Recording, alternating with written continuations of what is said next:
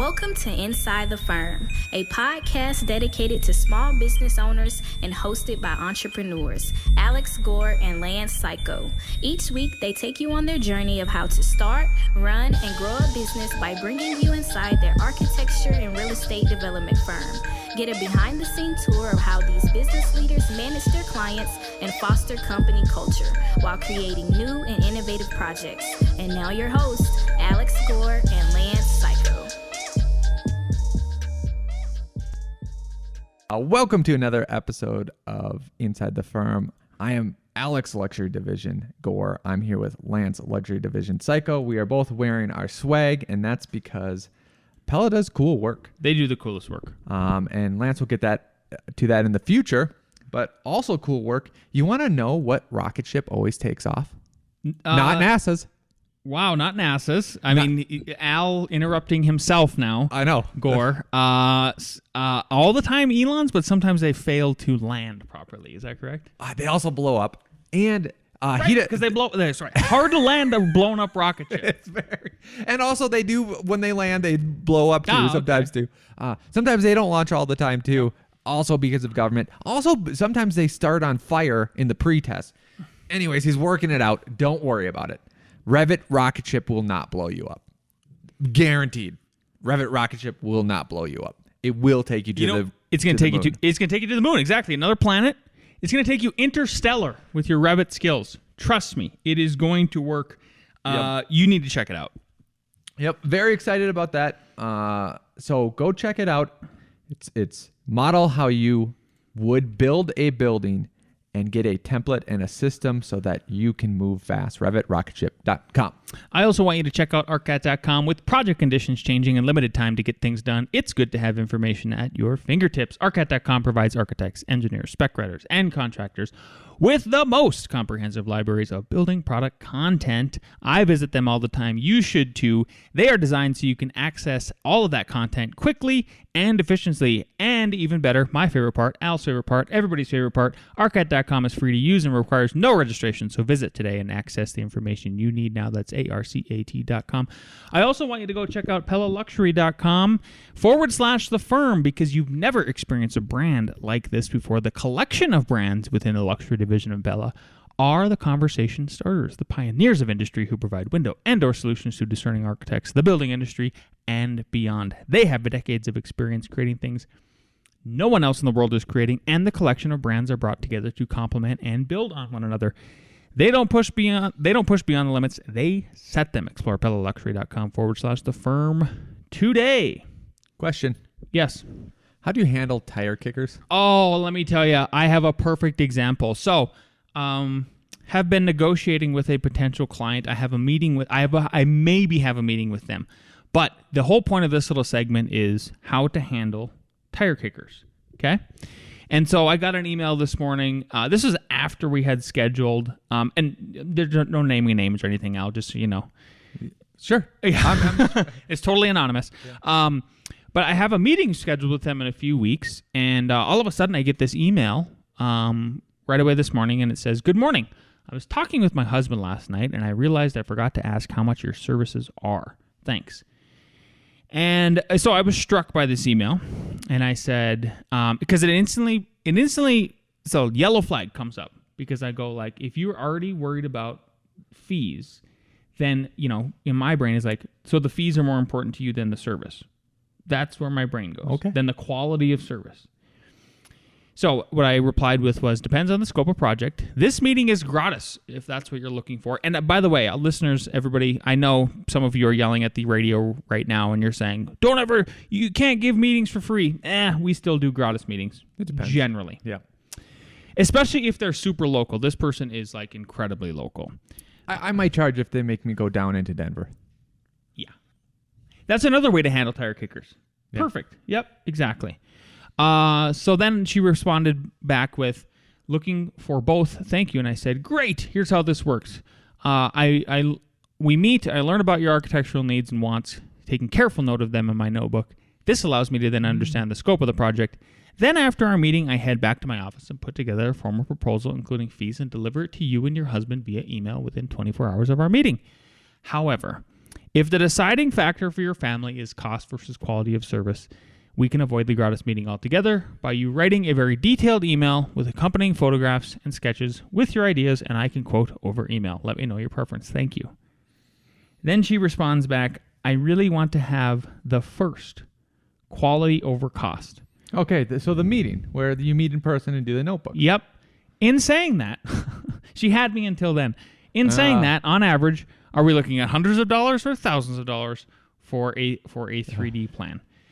This is what the meeting's about. Like, it's not just a 3D plan. There's a whole process. Exactly. Blah, blah, blah, blah. So what I was hoping is I would kind of end the segment honestly with, however, if the deciding factor of your family is cost versus quality, blah, blah, blah. And then the sentence she would have stopped with, I really want to have the first quality over cost, period. Look forward to the meeting. That's where I was hoping this goes. Sure. It didn't go there, so then here's kind of where we're at. It's honestly like almost in real time. This is 24 minutes ago I got this email back. I said, I feel as if the last sentence is competing with the first. I can't remember the last time we only did something as conceptual as a 3D plan. So this is me sort of doing another full court press. I feel like Al can disagree. We are a full-service architectural firm that is interested in providing full-service architectural services at a minimum. I am not sure we are the best fit. If you are looking for concepts only, sans full-blown construction documents suitable for construction and construction permitting. I feel like we're at a Western, and you both are shooting pow literally past each other, not hitting each other at all. And one thing, I'm trying to get in the mindset of these questions, but I feel like a Google search, and maybe you could answer this, and I'll go with the caveat though, because it doesn't seem clear that she understands what's going to be provided and what the cost range is, right? Yeah. And step one in my head would be, how much are architectural services? And you'll find anything, it's going to be between 5 and 15%. Like, let's say you find that online of the construction budget. And then you could go, okay, we're probably going to spend $300,000. You could do the math, blah, blah, blah, right? I just want to interject very quickly here. So you could do all those things. I think those are good ideas. However, as many of you listeners know, and as Al knows, like, people have very bad expectations for what they think a project is going to cost, right? Construction wise. And I was going to say that's if you don't know whether I have $2,000 and I'm going to get a bank loan for the rest, or do I need $20,000? Like if you literally do not know that and whatever. The other way you could go, rather than doing that research, because you might be like, the internet, I'll have to search through a bunch of articles. They might not apply to my area. Like, I'll just call an architect over and the meeting's free and just talk to them about it. Yeah. Which is like the first option. So that's why, which is like what's happening. That's why it's like shooting past, like there was a couple ways to get to this information.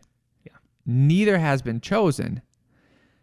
The third, what they want is maybe like what could have just been found online is like,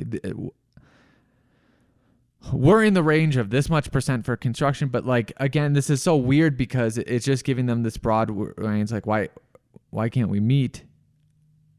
You could do that. I could see people like screaming like, why don't you just tell them it's going to be $20,000? And it's like, there's this whole anchoring problem. Because then they might say no. It's an anchoring problem. Exactly. Like, you're right on. You're spot on. They might say like, that's way above our budget. We were looking for 12. And be like, well, it could be 12 if I came and saw on what's going up, but it could be 40. Yeah. Like, let me give everybody another example. Yeah. Maybe this will be helpful. I got a call from one of my favorite roofers, and I'm serious about it. I love this. Sorry, I'll lose this thought. Okay. Hey Lance, how much does a car cost? Depends on the car, Al. Like you tell me. I mean, what do you want? You want a beater? Do you want a Tesla? I don't know yet. Go to a dealership. Ask them. Google it. What are you asking me for, you goofball? No. No information. No beating. I want a new car. What does it cost? Does it cost $12,000, $20,000, $40,000, or $200,000? Because I get you could get a car in all of those. That's what I'm trying to get to. Like, you're asking what a car costs. Yeah. Okay. So just I agree. It's an anchoring issue. Okay. I'm trying to politely get her to anchor. You know what I mean? That's it. And I just want to unpack this further for everybody else who's hopefully still screaming at the speakers or their headphones. In the initial phone call that I had with this person, I did my best to explain already the process. Tell me a little bit more about your project. Oh, well, that sounds like and so she told me a little bit more about it, and I said, yeah, I think that's big enough for us to do, especially since it's so local. Yep. And so, she explained it. It's basically like a giant interior remodel. Oh, okay. And honestly, for super local projects, for me, those have been really fun to do, and the fees have worked out wonderfully. Mm-hmm. And I've proven it, right? In our 2-second lead meetings that everybody knows about if they're a long-time listener. So then the conversation turned over in the initial phone call when she called me, and I said, here's how the process works.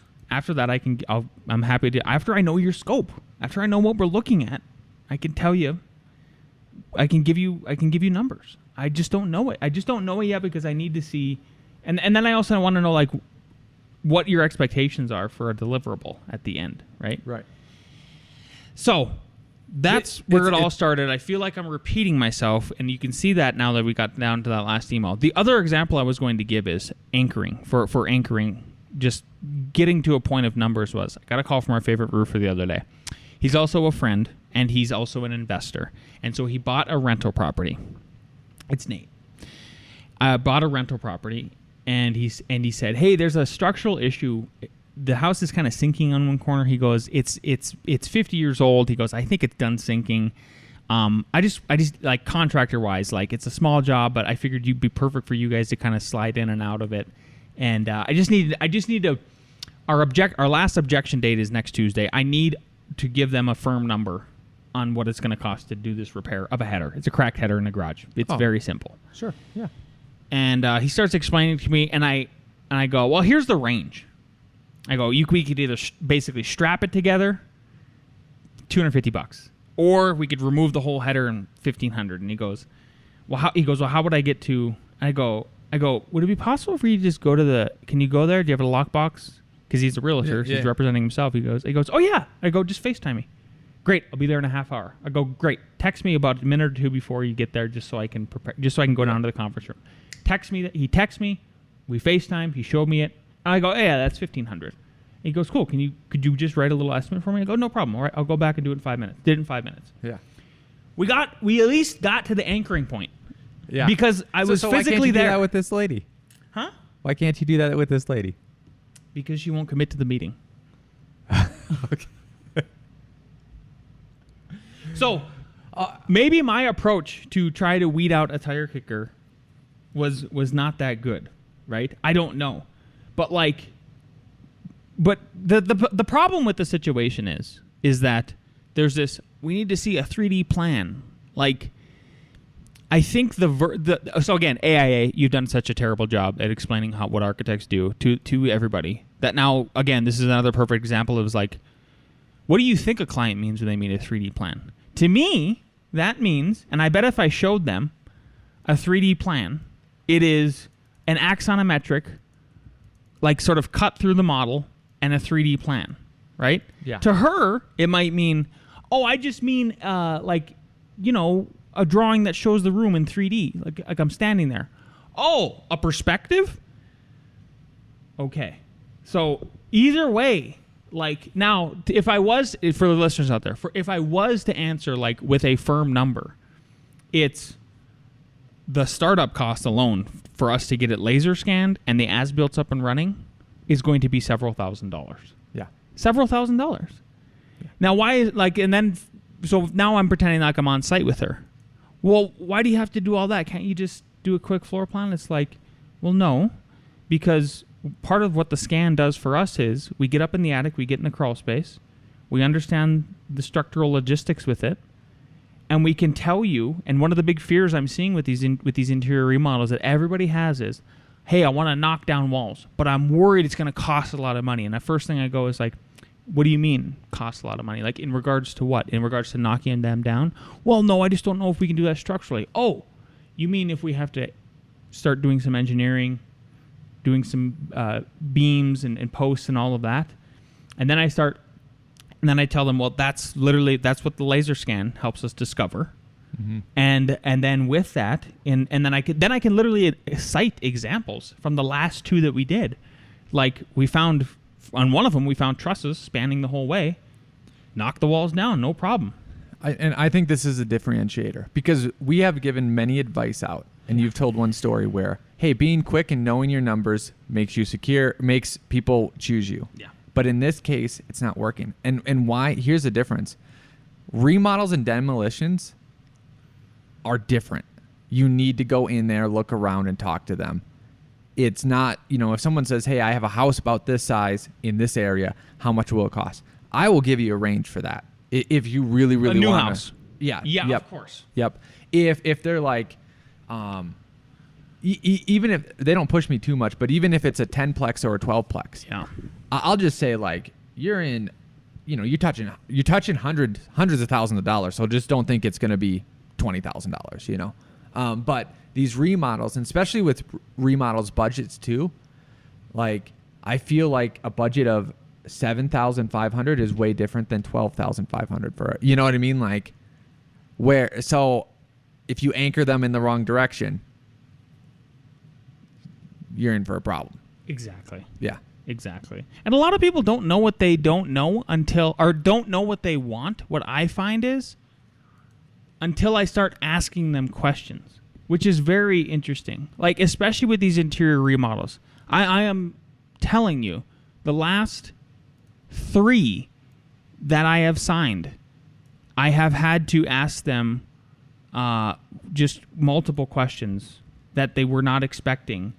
And it kind of got a little awkward, to be honest with you, right away, or with them. And I just said, look, because you could see the shock in their face. And they were like, I hadn't thought about that. Mm-hmm. And I go, okay. And I go, that's no problem. That's what this meeting is about. I go, in a way, this meeting is it's sort of like I'm an architectural therapist. I'm trying to pull this stuff out of you. I'm trying to pull these thoughts out of you. Like, I'm sure no one has ever asked you, what do you hate about this house? Tell me what you literally hate about your environment you're living in. Yep. It's okay. We can fix it. Yeah. Nice. Okay, cool. Yeah. Okay. We're going to touch on the jury duty stuff because we have a conclusion of what we ended up doing, and I hope it helps everybody. But first, I want to give a big shout out to anybody, especially one of our favorite fans, if they happen to listen to this episode, by the grace of God. Thank you for removing your terrible review of us online.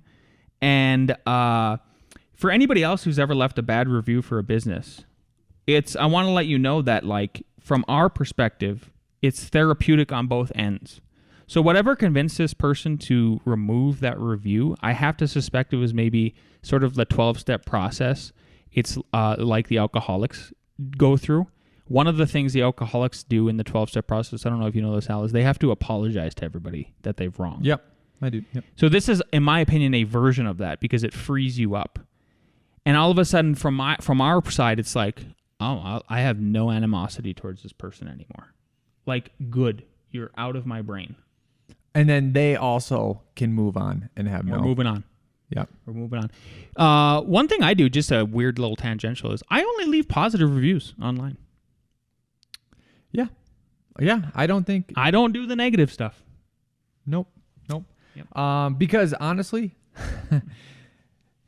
that's what I look for. I look for the one with all, like a bunch of positive reviews and stuff like that. The ones with no reviews or some negative reviews.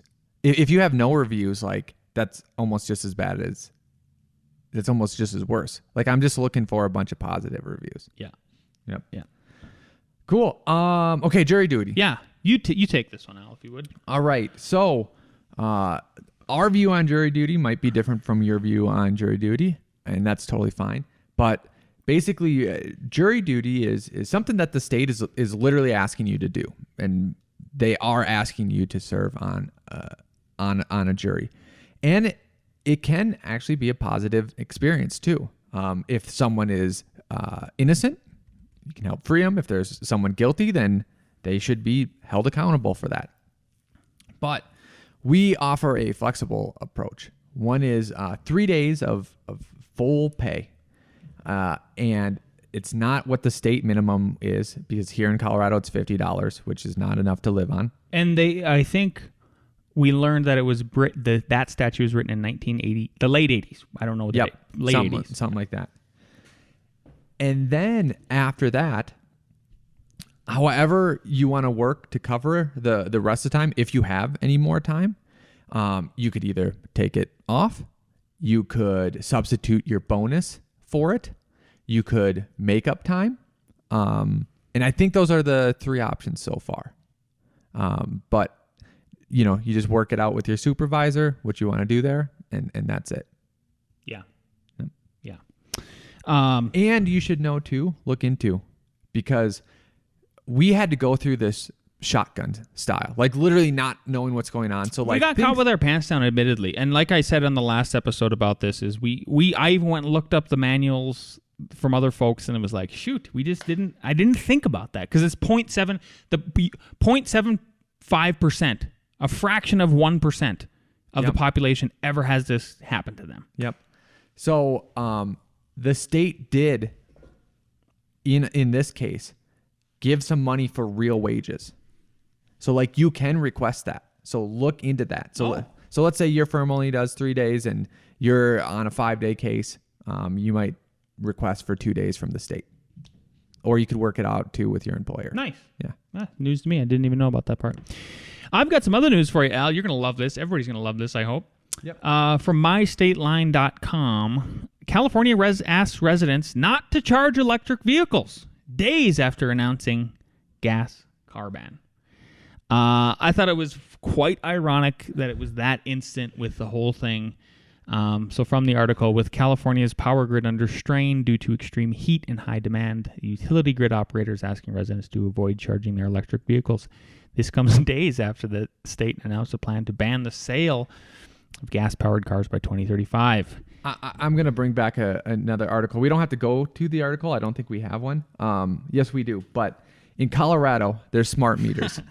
And these smart meters for 20,000 people, they made it so that you could not make your house any cooler. Any cooler than 78 degrees. Yep. Then the heat wave, right? And then too, it kind of depends where you put it, because if you put it on the lower floor and you have an upper floor or 3 floors, like it's going to get up.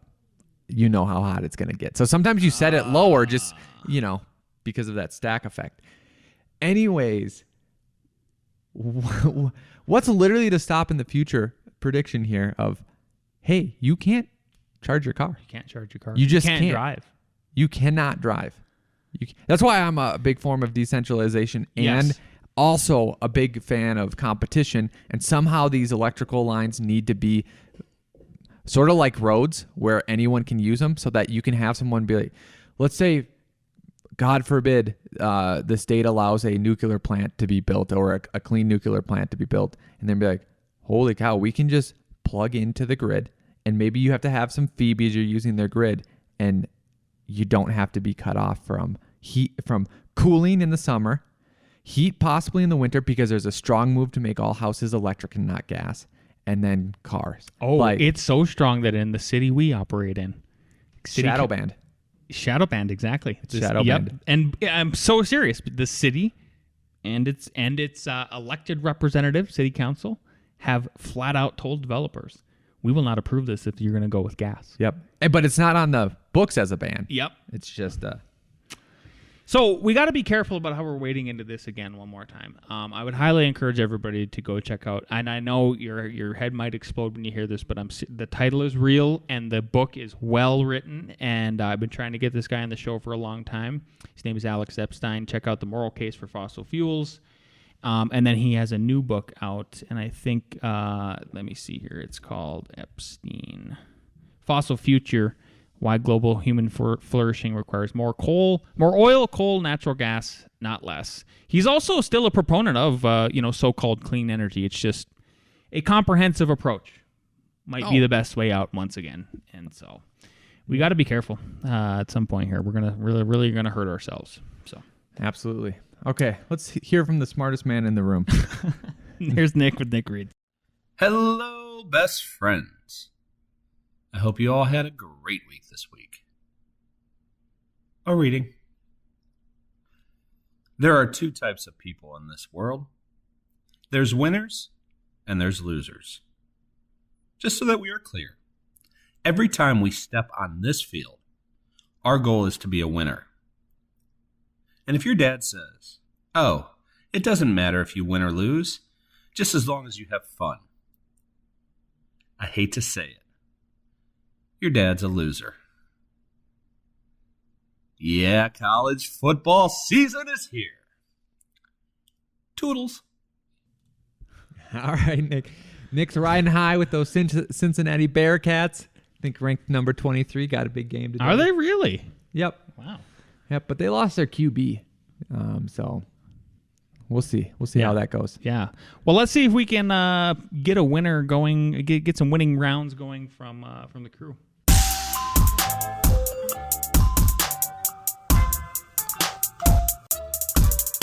Okay. Question numero uno. Wood veneer exterior shall not exceed how many feet above grade?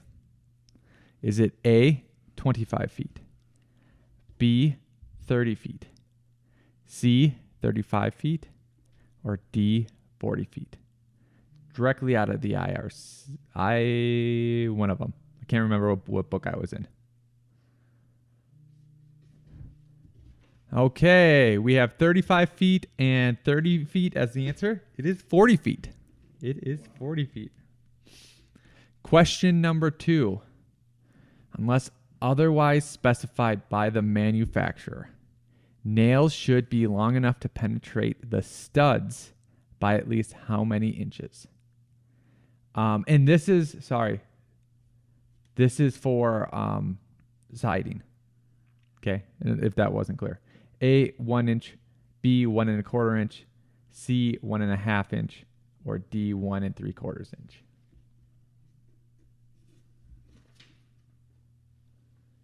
B and B, the answer is A. No, if you get all 4 of them wrong, no one gets a license. Go. Number 3, which form of area protection has the least amount of coverage? Is it A, ultrasonic detectors, B, radar detectors, C, IR sensors, D, PR detectors? Ross, you know exactly what these are. Don't lie. What was the question again? Which form of area protection has the least amount of coverage? What do we got?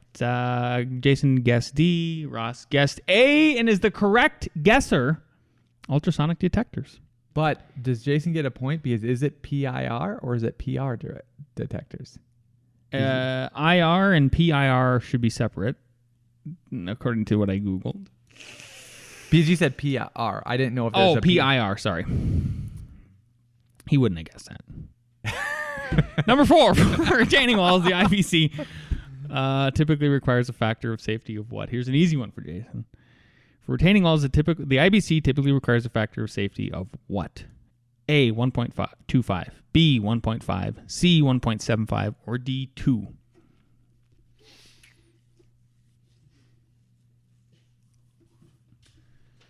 Both are right with B, 1.5. Think your license is safe? For another day. Yep. Where are we eating? Free shout out? Jimmy John's. Jimmy John's. Take us out.